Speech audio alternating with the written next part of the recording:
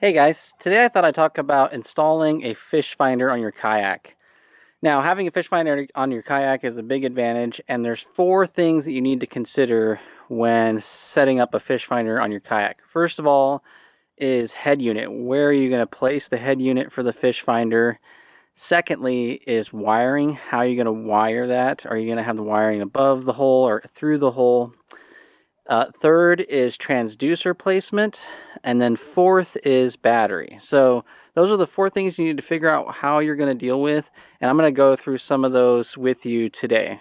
Okay, so let's talk about head unit placement. So where are you going to place the head unit for the fish finder? This is my Humminbird Helix 5, which is the unit that I use on all of my kayaks. And because I fish out of pedal kayaks, I tend to draw the head unit in close to the seat so I can reach it and see it. I use ram mounts, which allows for me to have a lot of adjustability and portability. I can simply put this on the kayak here, even one-handed I can do it.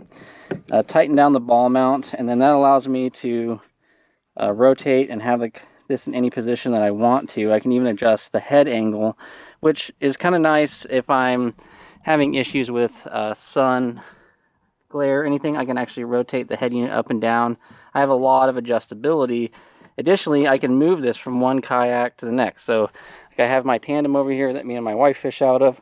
I've got the same size ball here. It's super easy for me to move that head unit from this kayak on my Predator from Old Town over to the Hobie really easy. Also, what's nice about the ram mounts is they're very small. They don't take up a lot of space. So when you buy these fish finders, you get these big head units that are designed to go into a dash of a boat. They're really not that nice for installing on a kayak, but these ram mounts make it really easy to tie in this ball system they have, and gives you a lot of adjustability. Now, if you're fishing out of a paddle kayak, obviously you can't have your fish finder here because you're going to be smacking your paddle on it all day. So a lot of paddle anglers will move it up forward, either into a dash system that a lot of kayaks will have running down the middle, or they'll move it up here towards the front of the kayak, so it's up and out of the way of their paddle stroke. So that's one thing you need to consider is placement. Like I said, for 99% of pedal and power kayak anglers, they're going to pull it in tight to the seat so they can sit here and work on their screen, punch the numbers, drop GPS points, and track things, where paddle guys are going to push it out away from the paddles. Okay, next let's talk about installation of transducers. So installing your transducer can be the most challenging component for a lot of people when installing a fish finder on their kayak. First, they have to decide how and where they're going to safely mount their transducer. Some manufacturers have made this really easy. So for instance, I have my Old Town Predator PDL here. There's a scupper here located in the front, forward of the cockpit. And if you follow that scupper down underneath, you'll actually see a location here for installing the transducer. It's already pre-drilled out for mounting your transducer. Additionally, on the rear of the kayak, there's another location right here bolted out for installing a transducer. Hobies will also have that. They have their little skid plate that it'll mount into. And some other kayak manufacturers also have pre-installed locations. Now, not all kayaks are going to have that, so I'm going to look at some other options for installing transducers on a kayak. Okay, the second method of transducer installation I'm going to talk about is called what I call the cup method. Now, a lot of people have talked about using various like putties and things to mount the transducer inside the hole, and that's what I'm talking about here with the cup method. This is a through-hole transducer mount. So what you need is this sort of high density waterproof foam that you get computers shipped in and such, and you need it to be fairly thick. And the reason why is what you're going to do is you're going to put your transducer on here, and you're going to cut all the way through this foam block here, and you're actually going to glue this into the bottom of the boat using silicone sealant like goop that's waterproof. And then what you'll do is you end up filling up this cup here with water, and then you push this down into that cup of water, and it shoots through the water, through the hole, and you get a nice clean image. The problem with some of the other putty methods that I've seen is you can get air trapped in there, and any type of air is going to disrupt the signal. And this method is foolproof because basically here's the old mount that I had for my Lowrance, is the signal is just traveling through water, and then it comes out and down through here. And the nice thing is if you change transducers or anything like that, it's really easy to just peel this out. Then you can just use something to scrape away the silicone that you put down before, and you can clean it out, and you can install a new one really easily. You don't have to screw anything in, drill anything, or do anything like that. It's just held in there by silicone. So I'm going to show you how I do this really quickly, and it's very easy. Okay, let me show you quickly how to do the cup method. It's very easy to do. So first, get a nice chunk of foam like this. You need it to be, at least this thick, but a little bit thicker is actually better. So this one's, my previous one was about that thick. This one's a little bit thicker. Get a nice chunk like that. Take the transducer that you're going to use, lay it on top of the foam. You want to have a little bit of extra space on each side of the transducer so that you have something for the silicone to stick to. Then take a Sharpie marker, sort of center this up in there, and then you can draw an outline around your transducer. Okay, so I'll go ahead and pull that away, and you can see the mark there. Now what you're going to do is you're going to take a knife, and you want it to be very sharp so that it doesn't tear it rather than cutting it. And you need to cut, you want to cut just on the inside of this line so that it fits snugly. So I'm going to go ahead and do that very quickly. Okay, so there we go. Got a pretty good clean cut. Got a little bit thin right there, thinner than I want it to be, but I think I'll be all right.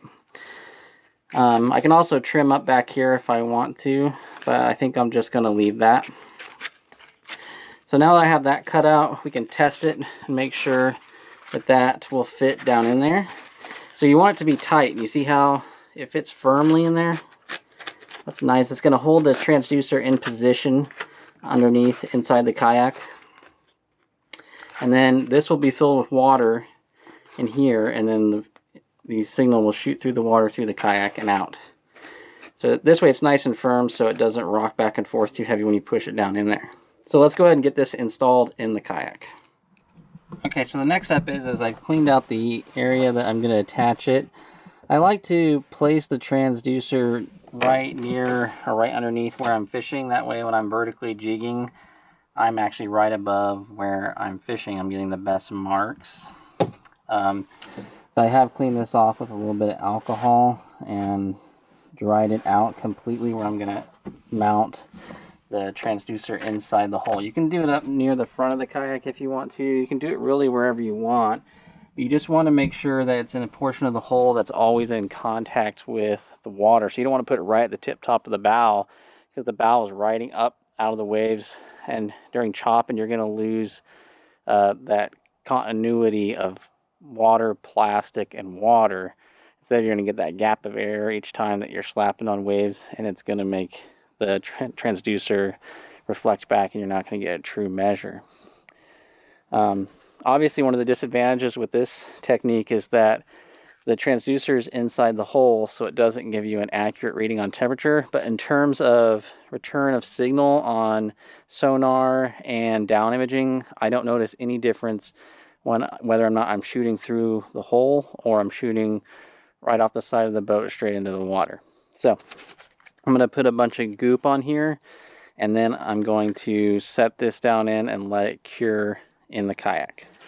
So just going to take my goop out. I don't want to go overboard on this, but I do want to get a nice amount, and so I get a nice waterproof. And the reason I like goop silicone is it doesn't have a lot of other active ingredients that are going to melt. Like some other adhesives will actually melt the foam, but this is just silicone. it doesn't have any issues with melting it. But you want to get a nice even layer across here, and then I'm just going to stick this down inside the hull and make sure you have it pointed with the transducer forward, and we're just going to leave it in place, and I'll put some weight on there to hold it in place. Alright, so I'm going to just place it right there, dead center. Kind of see that down in there. I'm going to push down on it, and then I'm going to go get something heavy like a book and set it on top there and let it cure. Okay, so I've let the water cup that I glued into the kayak cure for 24 hours. Now we're going to water test it. So I'm just going to pour water into the cup.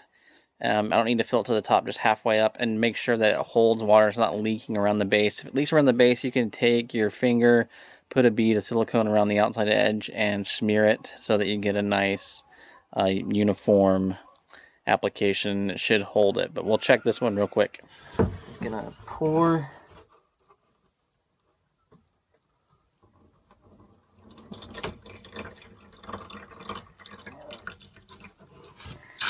That looks pretty good. It looks like it's holding. I don't see any water leaking out around the edges, which is what I want. There we go. It's just a cup of water. And then what I would do is I would take my transducer, I'll push that down in there after I install it through the hole, and you just push this thing down in to make it where it makes contact with the water. You can feel the water on top of it. Now I know that I have water underneath that will then go through, the signal will go through the water, through the hole. I've got no air bubbles, and I'm going to get a good cohesive signal. Okay, there's a third method for installing transducers on your kayak, and this is nice because you essentially do not have to do any drilling, and you can use a single transducer and employ it on many boats at the same time. And this is what I like to use because I have my Predator PDL here, and I also fish out of my Old Town Topwater PDL, and I like to bounce between those two boats depending on the fishery that I'm doing. And this way I don't have to install a transducer on both of them. And I use Ram Mount's flexible transducer arm for this. It's based on their ball mount system, and it has this flexible arm that you can shape to how you want to, and then you can install the transducer here on the bottom. And I've integrated this into the rod holder here, so I just mount that onto that ball, and then I can install that there, and while I'm moving I can pull it out of the water to reduce drag, and then when I get to where I'm fishing I can simply push it down, and then the transducer arm is down in the water and I can level it off. Let me show you that here. You can see here that if I want to make sure that my transducer is level, I can rotate that arm and then I can tighten it up here. And now it's in position and I get accurate water temp readings, and I also get a very good reading of the bottom and structure below me. So that system works really well. I can pull this off and on easily at the boat ramp, put it on a different boat if I need to, and it makes it very simple. So one of the disadvantages of running the transducer arm over the side is that it creates a lot of drag. You can see that drag created there, especially if I get up at higher speeds. And that will slow you down, and that is the advantage of a through-hull transducer, like using the cut method, is that sure, you don't get accurate temperatures, but you don't have anything hanging over the side or dragging off the bottom. Okay, so the next thing you need to think about is your batteries, and I have a really good video comparing sealed lead acid versus lithium batteries, and I'll put a link to that up above and also at the end of this video. But there's basically two areas you're going to stash your batteries in. One is you can stash them up on the deck somewhere in the storage underneath your seat or behind you, and then it's just simply a matter of figuring out where you're going to run the wiring. A lot of times I'll end up just running my batteries underneath the seat right here. It works actually pretty good. Or I'll even run it in sometimes inside the side pockets if I'm just in a rush. It actually fits in there pretty nice. Yak Attack actually makes a product called the cell block, which allows you to attach the battery in a storage block which mounts to your track system on your kayak. And then some other manufacturers also include battery box storage. So this is the Old Town Predator. It actually has a little battery storage compartment built inside here that you can stash your battery up inside. and run the wiring out, which is kind of nice and zippers up. So there's a lot of options out there. You just got to decide what's right for you. If you end up stashing your battery on the inside, obviously you're going to have to figure out how to do through-hole wiring. Now, if you are stashing it up on top, then it's just a matter of wire management up on top. And with this transducer arm here, the wiring, I end up just coiling it up and I put some zip ties around it and I stash it either on the rod holders themselves, or I'll put it on the base of the Fishfinder there so that it doesn't wiggle around and get in my way. But if I'm going to be doing either a through-hole transducer mount like I did on the Hobie tandem over here, then I need to figure out a way to rig the wiring for the transducer, or for the battery for that matter if I'm running it inside, out through the hole so it can attach to the Fishfinder head on the gear track system. And for that, I like to use Hobie's through-hole wiring kit. I think it's one of the best out there on the market in terms of its adaptability. And I'm going to show you quickly how to install that, and it's very, very easy. Okay, so in order to install the Hobie through-hole transducer mount, it's very easy to do. What this consists of is a round plug. You can see that it has a hole in it right there. That actually is a hole that allows you to install these different style plug adapters. So if you're running both the transducer and power cord through there, you have a double hole systems and you have single hole systems of different diameter size wires that allows you to lock these little rubber pieces into this gap and create a watertight seal through your hull of your kayak. To install this is really easy. All you have to do is unscrew the backing plate, and you got to drill a 1-inch hole into your kayak. Hello, chickens. And you just have to slide that through that hole after you do this. Push it down, and then reach inside the kayak and screw the backing plate onto it. This is, of course, what you're going to do after you install your wire mount. So it's very, very easy to do. So see here on the transducer cord, I can pick the one that I think is going to fit the best. I think it's going to be this one right here. I can actually try that out. Looks like it fits nice and tight. Gets me a nice snug connection. So I can go and pull that one off.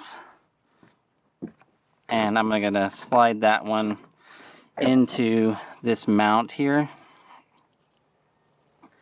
So all I got to do is put the cord through there and then slide this all the way up through the inside of that plug. It can be pretty tight, but you want it to be so you don't get any water penetration through there. I'll just squeeze that forward. And then you can run your little rubber gasket down over the top here. And then I can pull that forward or back, however much cord I want to pull through there. And then all I gotta do now is mount that in place with the backing plate.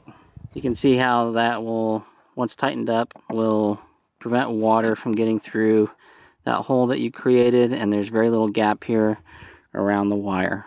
Right here you can see I got my system I'm using with the Ram ball mount system for my Hummingbird, and then I had that flexible transducer arm from Ram, and I can be out here on the water getting good readings on temperature, water temperature, which is 41, my speed, and I can cycle through all of the down imaging and everything I need. Very simple setup.